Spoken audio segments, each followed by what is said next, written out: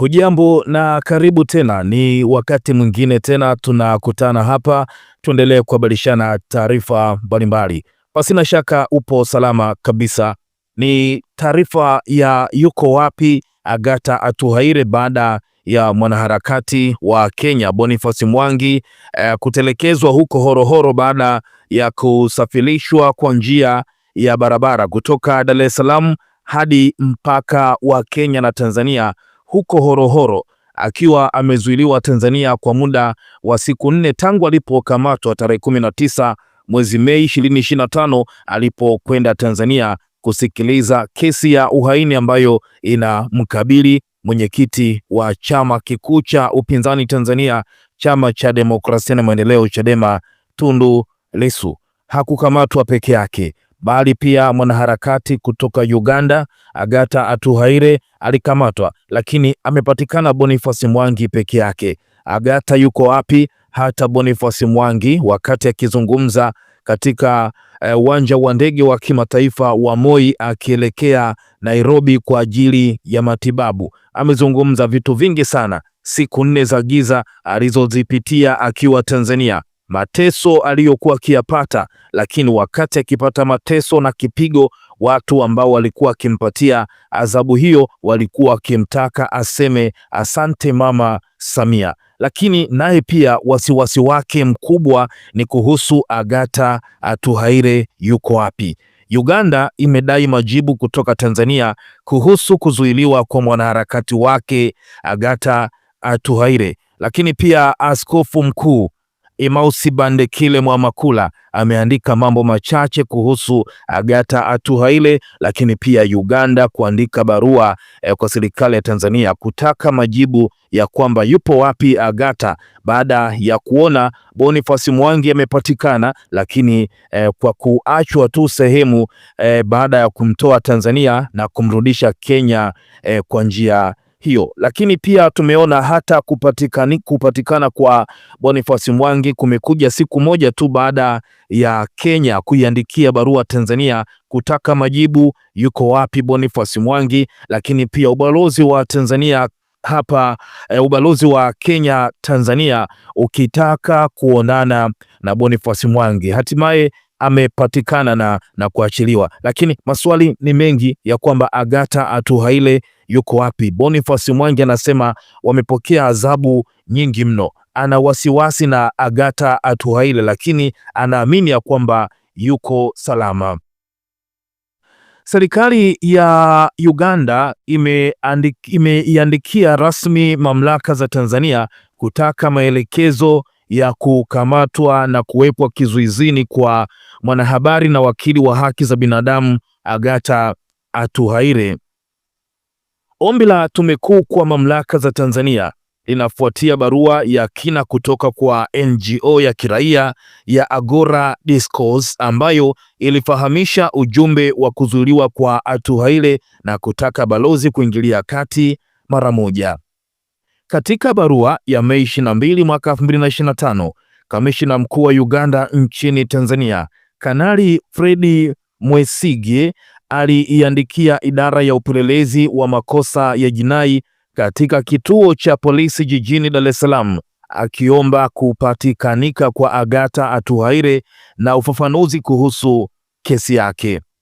Hii kwa hiyo ni kuomba taarifa juu ya raia wa Uganda aliyetajwa hapo juu aliye kizuizini kwenye kituo chako na ruhusa kwa wafanyakazi wa mission kumtembelea na kuzungumza naye na kuhakikisha uwezekano wa kuachiliwa kwake na kurudi Uganda. Barua hiyo ilisema.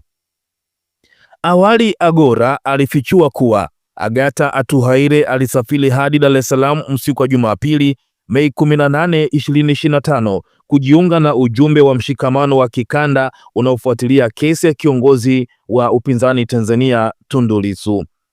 Hata hivyo, chini ya saa 24 baada ya kuwasili, alikamatwa pamoja na mwanaharakati wa Kenya Boniface Mwangi. Alizuiliwa na maafisa wa usalama waliovalia kiraia waliojitambulisha kuwa ni askari wa jeshi la polisi Tanzania mwendo wa mida ya saa 7 mchana Jumatatu Mei 19 mwaka 2025 kutoka hoteli ya Dar es Salaam Serena alikokuwa akiishi, Agora alisema. Rufaa hiyo iliyotiwa saini na naibu kiongozi wa timu ya Agora Godwin Toko na dada yake Atuhaire Annex Atukunda ilionya kuwa alibaki kizuizini bila kupata usaidizi wa kisheria au mawasiliano na familia yake. Hajapata tena uhuru wake zaidi ya saa 72 baadaye, na majaribio ya wanasheria wake, familia na marafiki kumfikia yameshindwa. Barua ya shirika hilo ilinakiliwa kwa Wizara ya Mambo ya Nje ya Uganda, Wizara ya Masuala ya Jumuiya ya Afrika Mashariki na ubalozi wa Tanzania mjini Kampala. Hata hivyo, Toko aliiambia Agora kwamba walipojaribu kuwasilisha nakala halisi ya barua hiyo kwa ubalozi wa Tanzania mjini Kampala ilikataliwa. Walisema watafanya kazi kwa kutumia barua pekee, Toko alisema, akibainisha kuwa wangeendelea kutuma kwa njia ya kielektroniki. Kuendelea kuzuiliwa kwa Agatha Atuhaire kumezua wasiwasi wa kikanda miongoni mwa watendaji wa kiraia na watetezi wa uhuru wa vyombo vya habari. Agora anasisitiza kesi yake inavuka ufundi wa kisheria. Hili si suala la kisheria tu, bali ni suala la kibinadamu na kidiplomasia ambalo linahitaji hatua za haraka, kundi hilo lilisema. Kufikia Alhamisi, mamlaka za Tanzania zilikuwa hazijatoa majibu yoyote ya umma kwa serikali ya Uganda au Agora, lakini kutokana na uingiliaji kati rasmi wa Kampala, sasa shinikizo linaongezeka kwa maafisa wa Tanzania kutoa majibu na kumwachilia mwanaharakati huyo aliyezuiliwa.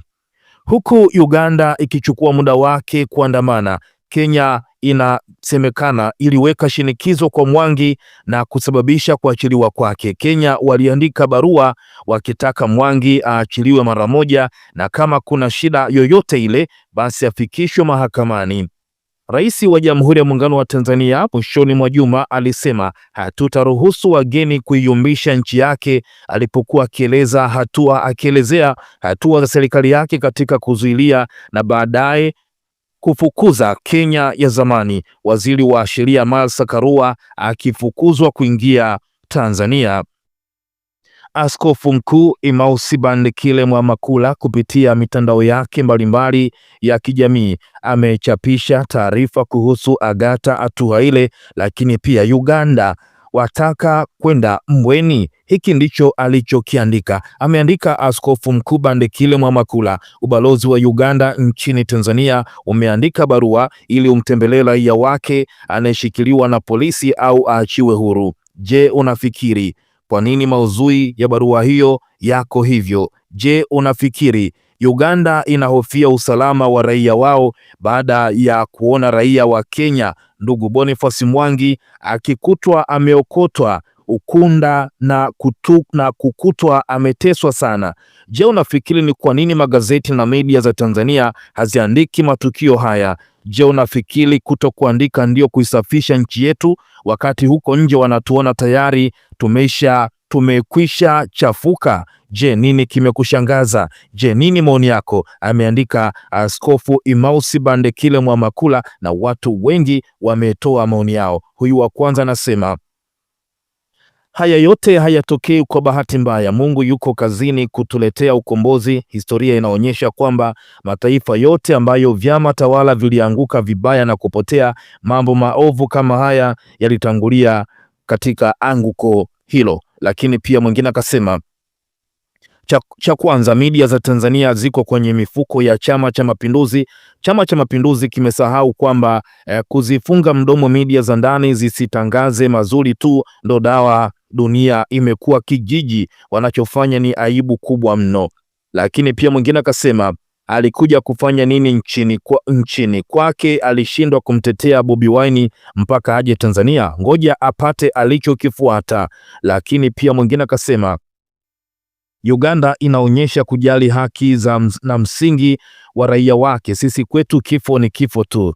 Lakini pia mwingine akasema, Uganda wapo sawa kwa sababu serikali ya Tanzania haiaminiki. Waandishi walishaketishwa na rais waandike habari nzuri tu.